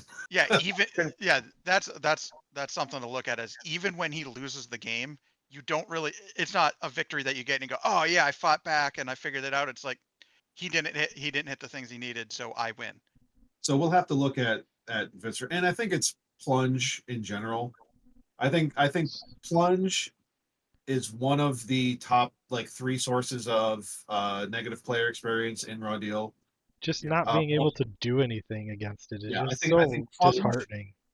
plunge and ring removal are probably and like backlash destruction, especially in the pre-match. Those are probably Mhm. the three biggest NPE points because it doesn't let you do what you do. You Like know, Yeah, plunge doesn't let you play the game plunge at doesn't all. let you Yep. play. Pre-match destruction doesn't let you set up your deck, and ring removal doesn't let you play your deck because you don't have fortitude or whatever. Yeah. Right. So I know I'm always looking at those kind of three things as who does this too well. And I think Viscera just gets plunged a little too easy. We don't know what the answer is. That's something for us to look Right. at. Um, but I would expect Viscera to kind of take a half step back too. And again, when we take something away, we give them something else, a Right. different kind of. Mhm. it's Right. very So it's rare not where like we have to just be like, no, just Don't you know, don't want to make them none of us. unplayable at this point. You Yeah, just want none to of make us them. want to Right. make someone unplayable. yeah, And Right. we've had revisions where we went too far, and then we have to make up for it later. Yep. But it's easier to make someone stronger than it is to make someone weaker. Mhm. Who else? I will also say confusion is if player confusion is rampant, that's something we look at too. To that end, I have said in very strong words to the developers that we need to look at the classic teamwork total teamwork difference because every year someone gets that wrong and I have to go back and tell them to correct it. No, you're not a tag team. Take out total teamwork. Yeah. No, I know you're a tag team, but you don't say pack the tag belts, take out classic teamwork. So, I mean, that's one that I'm very adamant about now 2 years running. Somebody always gets it wrong. And no fault of theirs. It's a little yeah, confusing. It just brings attention to the fact that it's confusing. And you as deck checker, you have to see that anyone who's a tag team, that's something you have to be hyper aware of. Mm-hmm. yeah. And Creed actually just said in the chat, for what it's worth, he has a plan to help fix the tag team confusion too. So Yep. so that's one of those things that comes up from Brian's perspective. He gets to kind of see how our brains work when we make decks, so he gets to see what's confusing on the building aspect a lot better than some of us. I also think looking at the list of superstars, Dean Malenko simply has too much going on. Yeah, I agree. he has big Arn syndrome. He has, as I call it, Arnitis. He's Um, just. Oh, this is. I'm gonna play this from ringside. It's protected by but drawing a blank. It's chain and protected by Vicky. Oh, okay. even I'll just. even Dean makes Arn look like big freaking machine. Yeah, I think Dean's got he went a little too far. Again, he's an example of he was really bad, and the virtual 11 he got like 6 cards, and they made him, in my opinion, the best superstar in the game. And I think it's a half step too much. So again, he's probably one that you'll see fall back a little bit. Nothing major, but you know. And I know everyone's talking about Visionary. I'm torn on Visionary. Um, he's very good, obviously. When we tested him, it was more spoiler shock than anything because he tested well, but he wasn't unbeatable. I played. Um, I played against Crasher's Visionary, and I didn't think it was that bad. Like, it's a good deck, but it's nothing and that's like again, I think Crasher's deck suffered from the same problem you talked about earlier, Joe. You know, I don't care if you make me discard my cards, especially for him one at a time, because I'm just going to play them from ringside. Yeah. I think, and I felt this way in testing too. I think SmackDown Visionary is way better than Raw Vision. Maybe not way better, but Yeah, better than Raw Visionary. Yeah, we had to bring back SmackDown Visionary slightly before release. Yeah. We Do did you- not touch Raw much. And If I Raw remember Visionary right. was the one that people were really focused on when it got spoiled. Everyone's thought that's, oh my god, that's way too much. Now, did you I look think at any archetypes that were underrepresented that you're like, we need to get more people to play this, or we want to see more like? It's It's kind of I, difficult in a tournament like Worlds where it's hyper competitive. It's difficult to justify throwing anything that's vanilla. Right. Like something like, 100%. and again, it depends on the superstar, but like technical.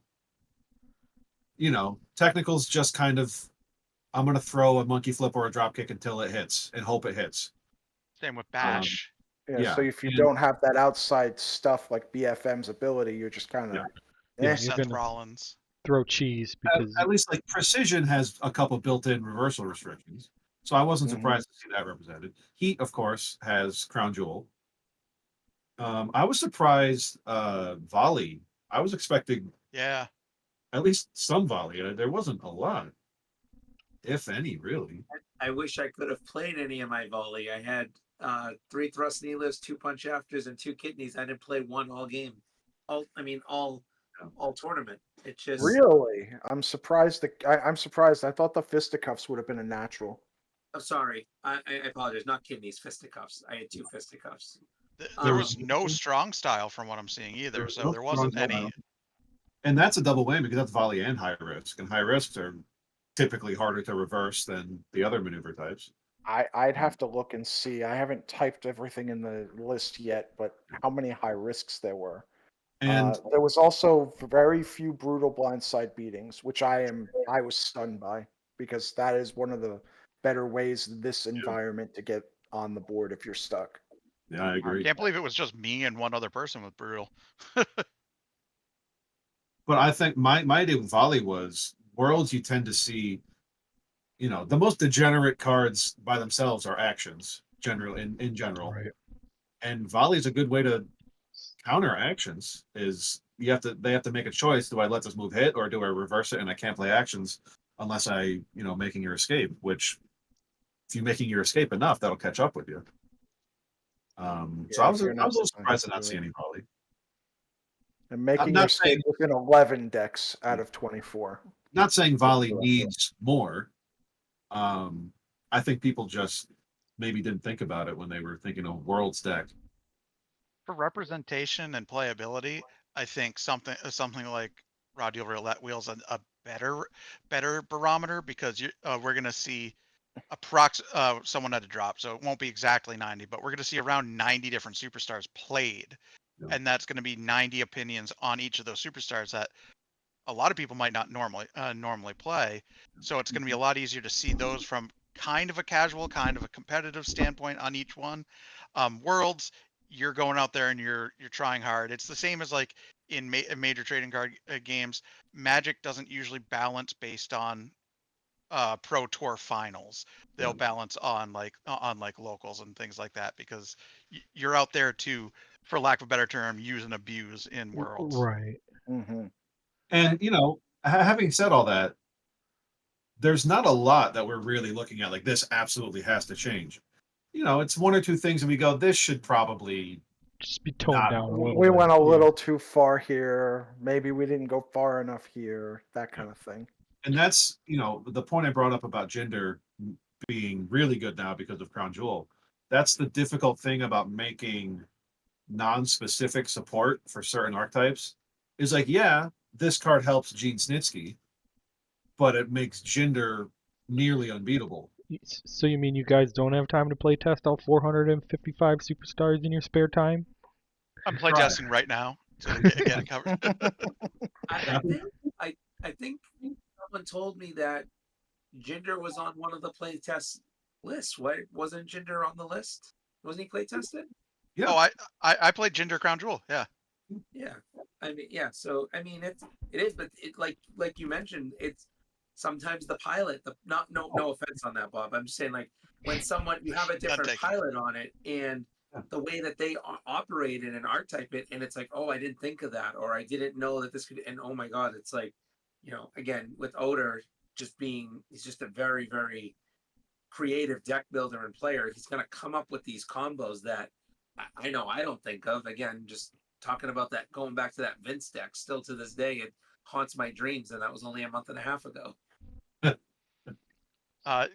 Creed in the chat worded it this way, and he has actually said this to us in the dev thread. So I know he means it worded this way. He said it's less about beating superstars down with a Nerf bat and just more about just shaving off sharp edges and get them to that medium level. And he does tell us that all the time. Do we need to stop this, or do we just need to kind of shave Just- off the side a little bit? Just tone it Yeah. back. So Mhm. I guess there's one thing we kind of touched on it. But we kind of didn't. The meta shift after Worlds. Do we see a big meta shift? Like, what are our thoughts on the meta I don't think going there's going to forward? be a big meta shift. I think Heat is always going to be, as long as Crown Jewel is what it is, Heat's going to be strong. Yep. I wouldn't be surprised if next year Worlds we have 8 Heat decks as opposed to 2. I mean, I think reversal restrictions are King. just the way It's it has to be in a competitive environment.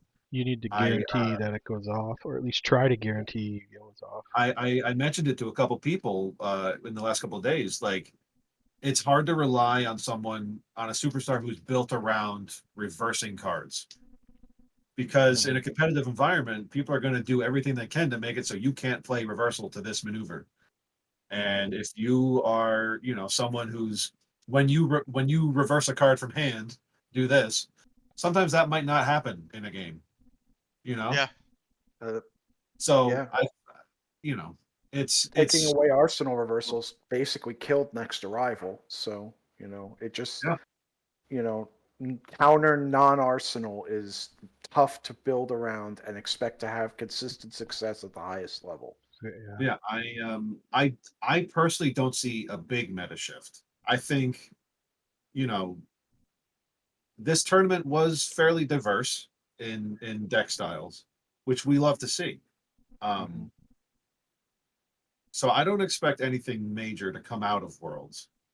And typically after a tournament, someone says like, "Oh, Viscera was just played last tournament, so maybe I won't use him in the next tournament."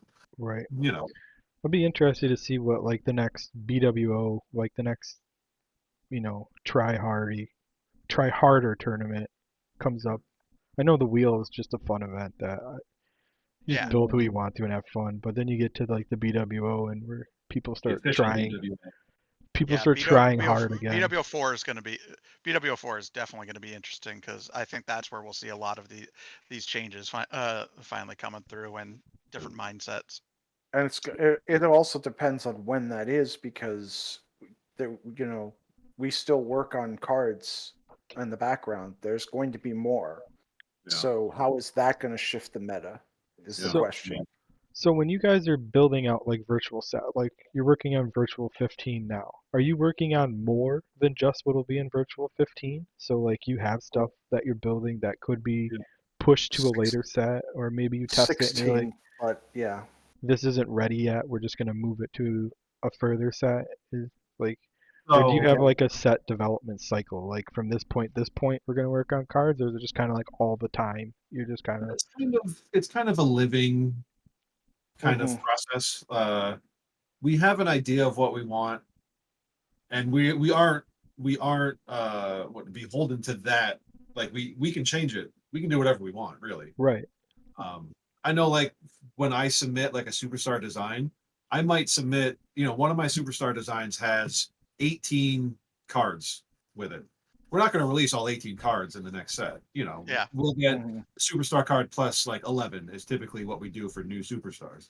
So with that in mind, we have More 7 cards that could potentially be spread out within the next couple of sets.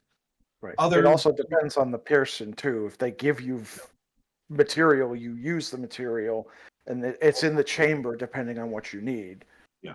And then sometimes you just get ideas and you assign it to someone, and then that person never really justifies getting made, but then you remember, oh, I had this Oh, fun yeah. idea I never got to use, and Yeah.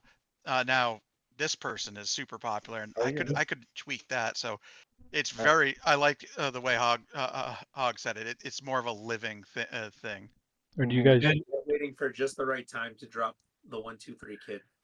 just design the superstar you want to see get released and then build them so that they go away? Because you're like, I don't like this person, so I'm going to build them so they get released. what was it? I think it was Money in the Bank. It was virtual 12 or 13. Like half the people we released got released Yeah. or injured or something. It was like, what the hell? The raw or, deal curse. or the tag team that they were in broke up or something like that. Mhm. It was like 50% out of, it was, 6 out of 12 were no longer with the company or whatever. Um, but for non-specifics, we look at stuff like Worlds and say, what wasn't represented? And why were they not represented? Do foreign objects rely too much on stipulations, and people were afraid of your town? Or So now what do Bischoff. we? So now what do we do to maybe give foreign objects a boost, but not give First Blood match a boost, or So it's kind of a tug of war that we have to do. Where we want to give everyone this, but in order to do that, and then we say, oh yeah, but what about Kane with this card? Oh yeah, so now we have to figure out, do we block Kane from it, or do we change that card, or whatever? And then you're 10 adjustments in, and then you realize this doesn't even do what I wanted it to do in the first place. Does this even need to exist anymore? And sometimes you think you're in the right place, but I play test one way, and Brian play tests another way. We have wildly different results with the same card, and that means the card's not working. There's one guy every set that the test team always argues about. From Virtual 5 forward, there's always one guy who's polarizing. Doesn't matter that they're good or I bad, remember just there. Virtual 11, Roderick Strong. I would destroy anyone with my Roderick Strong, and it wasn't anything fancy. It was just like technical, like it was whatever. And then Crasher was also testing Roderick Strong, and he could not buy a win. And I said, something's not right here. So we had to kind of go back to the drawing board with him as one example. So that's kind of the stuff we look at when we design. And as far as like who we design, it's basically, I see this person on TV, they're getting a push, and then you have some idea based on their character. And you just kind of go from there and hope they stick around. What if somebody in the Discord is just relentlessly bringing up that somebody needs support and will not let it die? That They somebody needs support, and they duck it. No exaggeration. Usually we put them on the back burner and say, no, I'm kidding. Well, it depends. If it's valid, then we'll listen Yeah. to it. If it's It's just someone being a mark, then maybe we don't listen to it. and it's also not how loud or how often it's said.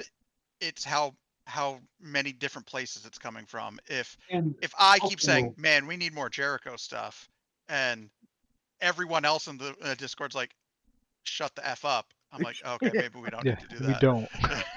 Yeah.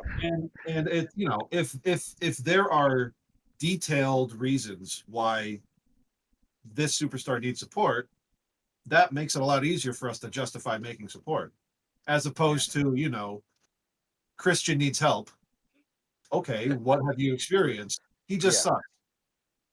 Well, that's The more detail you can provide, the better, because we do listen to feedback, but if you just give us he sucks. Yeah. you know. Before I was on the dev team officially, I had a strongly worded letter to the dev team about how bad Bam Bam Bigelow was, and how he just didn't do anything, and other people do what he does way better. And I typed out a very respectful, here's what he does and here's why it's not good. And then like a year later he got better. So, wait, that helped. he was worse. Yeah. Oh yeah. Oh yeah. Oh yeah. Yeah. He was real bad. Yeah. not saying he's awful by any means, but I don't find Bam Bam to be great. So I can't even imagine how he must have been before that. And it might have been something where when Virtual 4 came out, he was much Yes, better. he was. But by I the could time tell you that.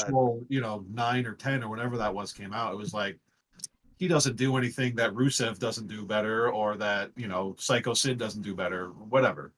Hmm. So it's kind of it's a balancing act while playing tug of war for the dev team. Yeah. I will. Speak- I will openly say I go out there and I'll throw shade and I'll make comments about what were you thinking, but I promise you it is not a job I want. I get it and I know, and it's more for the show than anything, but it is not a job I want to be anything a part of. we have admitted many times that we aren't perfect at Raw Deal, and sometimes we joke at it. We joke. We make the joke of we know what it does, or we know what it's supposed to do. Hmm. That's But how a lot sometimes of things break. Is what sometimes we the wording of it isn't Yeah. worded the way we think it's worded. Hmm. That happens a number of times where it's like we try to catch it in playtesting, and so we don't have an errata 1 month after Yeah. release or whatever. That's Or what happened to Crown Jewel. That's we all thought that you could play right. D1s, and then we Well, released it and went, oh wait. I never. the thing with Crown Jewel was it blocked like other things. It like Mhm. you couldn't reverse from like superstar ability or whatever. It said Yeah. it cannot be reversed by, or whatever, can only be reversed by this, meant only this little thing can reverse your heat moves, as opposed to you can't play this reversal, which is kind of what we meant and what it is now. Yeah. Um, but speaking of the next set, we do have a fun little card to share if you guys are Yes, interested. we do.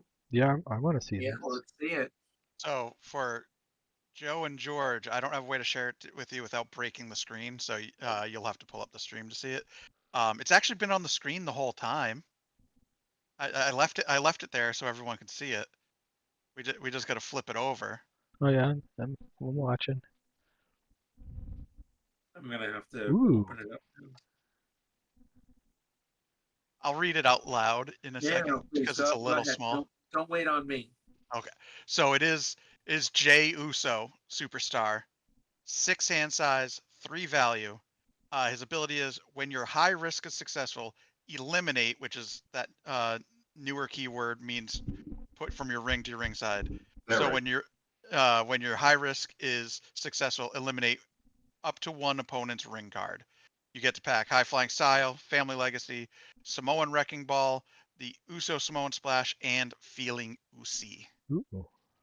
So ring removal, but it's based on one of the more difficult to pull off maneuver types being successful. That's Yeet. great. That's awesome. Good I card. love me a good high risk deck. Yeah, and of course, yeet. Yeet. Yeah, and testing Jey Uso, he's been a lot of fun. Yeah, I've lost to him a bunch of times, and it was fun every time. Good And time. I'm gonna guess good time. maybe. And like that ability, sometimes in Raw Deal, Occam's Razor is your best friend. That's such a simple ability. When you play this, do this. You don't always have to have 50 hoops to jump through. And I think Jey Uso is kind of a good example of that in this set. We I- like to have each set, at least the sets that I've been involved in the last like 5 or so, we like to have kind of beginner, medium, and like hard decks where we try to make them as good, but sometimes a newer player doesn't want to play as he doesn't want to do all the effects the Visionary does, for example. Yeah, But Mhm. you get someone like Jey Uso who just play a high risk and hope it goes through, kind of a thing. Yeah, that's why I still haven't built Johnny Gargano to this day, because I read his stuff and back burner. Yeah. But in the same set that Gargano came out, like you got the Man. And the man is pretty Mhm. simple, you Yeah. know. And they're both, I would say, they're both on a pretty similar plane. Depends on who I you would ask. share to the person who asked earlier about deck choices for worlds. I, one thing I'll add to it is it does not have to be a complicated deck to be good. You don't have to overcomplicate things, and sometimes the simple decks actually do better. My deck was very simple, and I made top cut. Evan's like, me throw big moves. I mean, listen, Mhm. yeah, That's literally what. my deck was the idea for my big freaking machine was my opponent will not have time to set up their game plan Mm-hmm. because they're going to be eating trademark finishers by the third turn. Yeah. And it worked for 3 games, and it didn't work for 3 games. So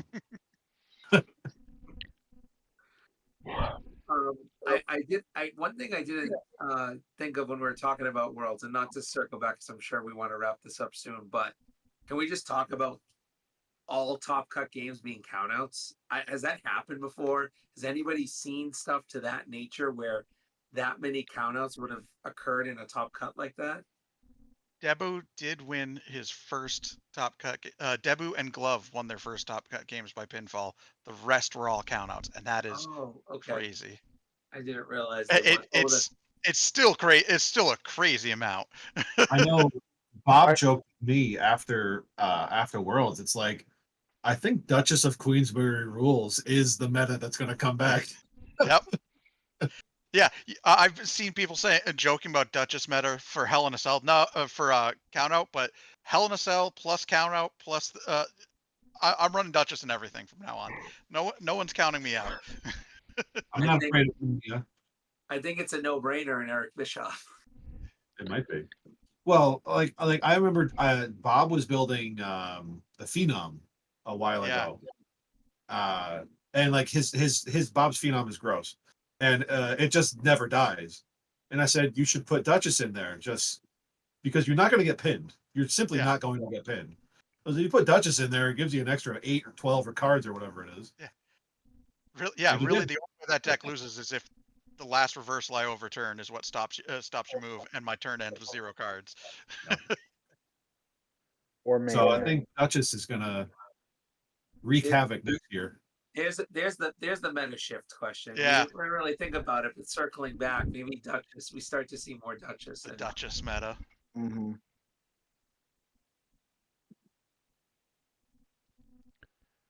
Well, But that was a lot of fun. Yes, I definitely. appreciate you guys for jumping on this. Yeah, this was great. I love talking shop. Absolutely. Yeah, it's. Mm-hmm. I think we should try to do some more of these. You know, when we get some events or something we want to talk about or stuff coming up, we can. I'm always down. Jump Inside on. baseball, inside raw deal. There you go.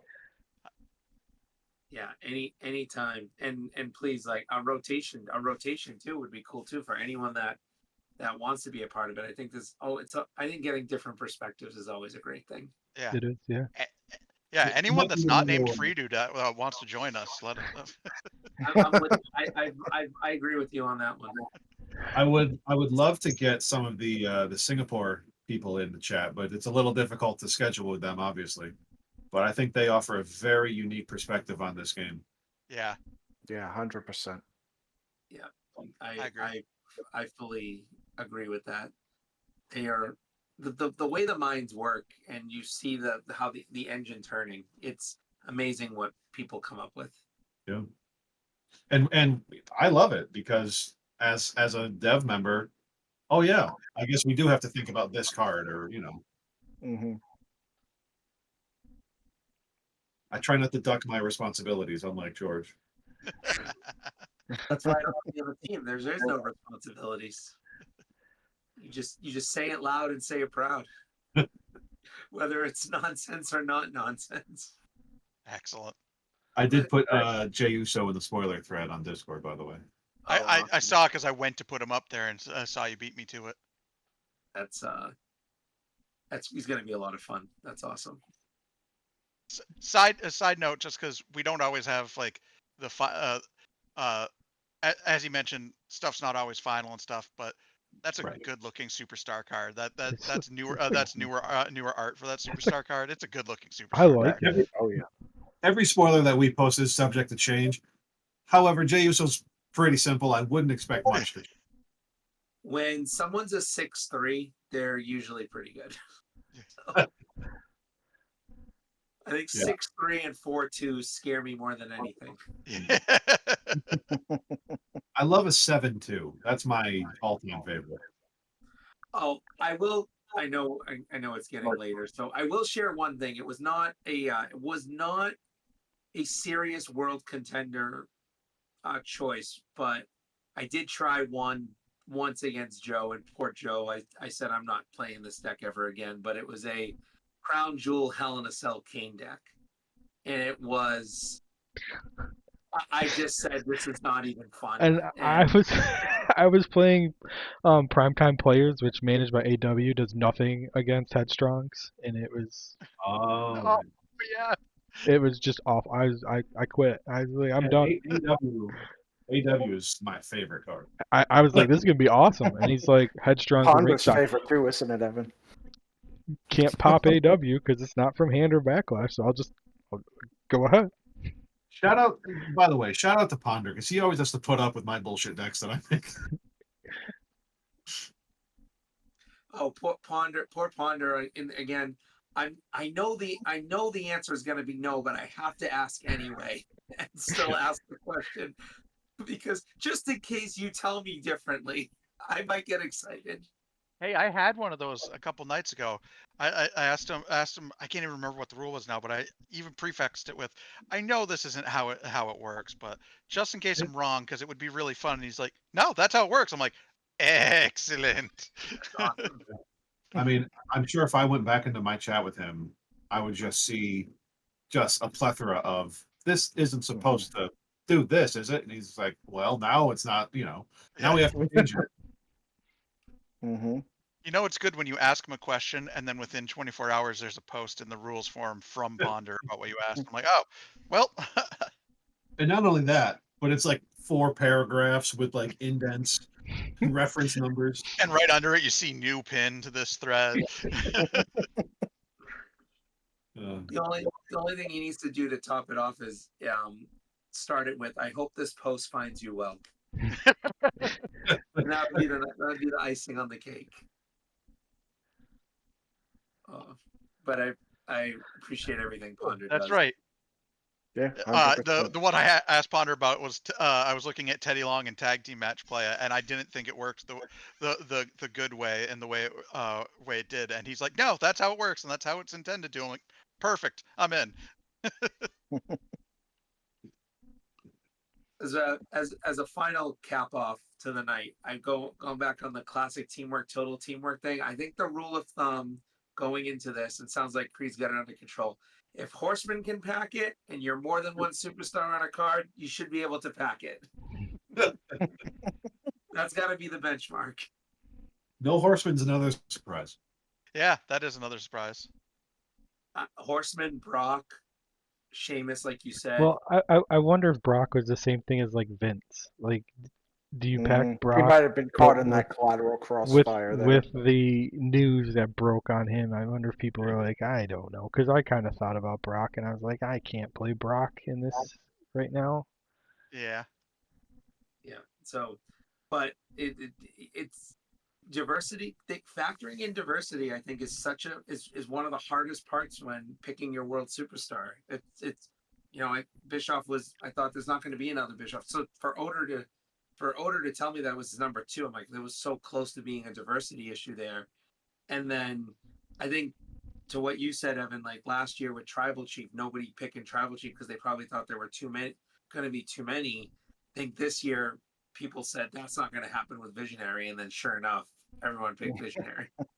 Diversity is one of the coolest rules in any card game. 100%. And I can't think of any other card game that even comes to something close like that. Like Dragon Ball, when you the Dragon Ball games where you pick a hero, you can do Vegeta versus Vegeta. Star Wars made it so it was light versus dark to always avoid those problems. Magic, you can always have red versus red. Raw Deal having that diversity rule in tournaments is such a cool rule.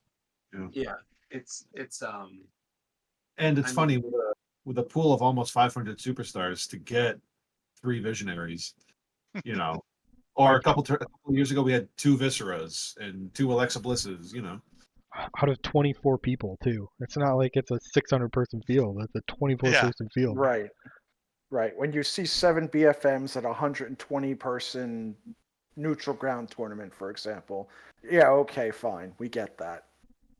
But when you've got 24 people, seeing 3, sometimes you see 2, 3 is extreme. George, didn't you go to a tournament recently where there was like 4 Christians and yeah. So yeah, I mean, it was one of Luke's gimmicky tournaments, which was I think you had to be a superstar of 1 or less, or maybe it was 2 or less. It was underrated superstars, and but it was only up until V1 or V2. So um, showed up as the 4 Christians showed up, and it was out of, I think there were 7 people there. So the first matchup, I was Jamie Noble, and I played a Christian. And I mean, if he tried to play a move, I was pinning him, so he took the count out. But I said to him, I said, "You kind of eliminate yourself by taking the count out." And sure enough, that's what happened. and and they say Christian needs help. And then Yep. and then I made, I think I Who'd you lose to in that event? who did I lose to? Yeah, I know who you lost to. Oh, I lost to Punch Rhino Punch. in the final. So I had a But bye and a who was count out piloting loss, that and I deck? made the top cut. Who was the But piloting that deck? like a relative of mine. Relative of mine, but we can keep it at that. Yeah. Agreed. Relative of mine, but it was a great pick for that tournament, and Jamie Noble was, he could not hold out. So but yeah, so diversity is huge, and it just makes all the difference. It's crazy how you have to factor that in. And I wonder how many people are factoring it in when they make their deck choice. Maybe they're just like, this is who I like, this is who I'm going to use, and that's it. And Which is a then totally fair way to approach it too. yeah, Mhm. and then you know, That's generally how I approach it. It's like I'm confident in my ability to play this game and pilot and deck build. So like if I see someone else as the superstar, I'm like, all right, I have to just work a little bit harder now. But then again, if you see, you know, Jagger Jack as big freaking machine, oh god, now I have to win. I have to win every game. Countouts are out the window for that tournament. Oh, yeah. Mhm. All right, fellas, this has been great. Yep. This is Yeah, it's great. great. Thank you. I think it's about time to call it, though. And thank you to everyone who Yeah. watched and asked questions. Yeah, Yeah. definitely. Appreciate the participation. Hopefully you got something out of it. All right. Yeah, Take care, pleasure to everyone. talk to all of you all at once. I don't think that's happened very much, so I appreciate it Yeah. as well. Yeah. All right. Good night. Have a great night, everyone. Good Thank you so night. much. See you guys.